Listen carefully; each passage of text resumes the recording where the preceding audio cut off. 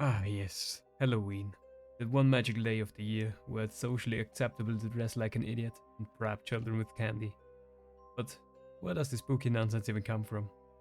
Well, strap in, because today we're learning the true history of Halloween. And by true, I mean loosely based on facts. I found on Wikipedia at 3 am.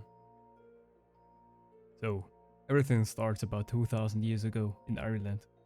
The Celts celebrated a festival called Samhain, pronounced Samhain, because back then letters were more of a suggestion.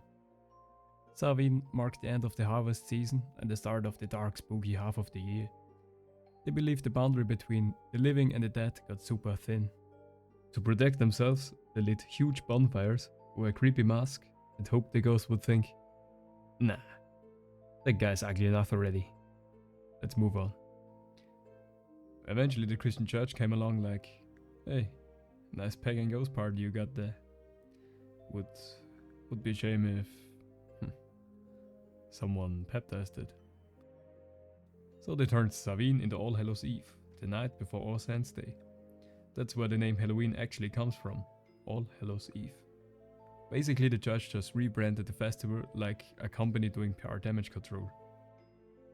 To avoid being haunted, people started wearing scary costumes, which back then meant smearing ash on your face and calling it a day. Or in other words, they looked like you after pulling an all-nighter, or just like me, every day. They also went door to door singing or praying in exchange for food. So yeah, it's basically trick or treat, early access edition. And pumpkins? Nah, not yet. They used turnips. Yeah, the first jack-o'-lanterns were turnips.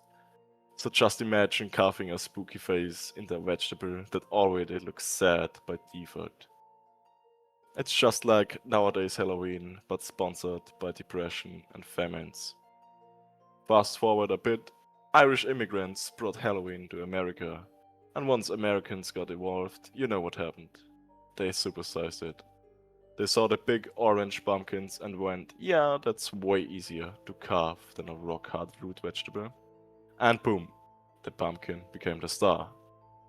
Then came costumes, candy corn, parties, and somehow, yes really, somehow the pumpkin spiced lattes.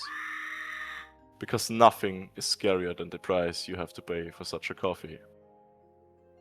So, to sum up, Halloween started as a Celtic ghost festival, got hijacked by the church, exported by the Irish, and then commercialized by America into the sugar-fueled chaos we know today. It's gone from summoning spirits to summoning diabetes. And honestly, I'm okay with that. Happy Halloween. And remember, if you hear a noise in the dark tonight, it's probably just your neighbor. Or the ghost of a really angry turnip.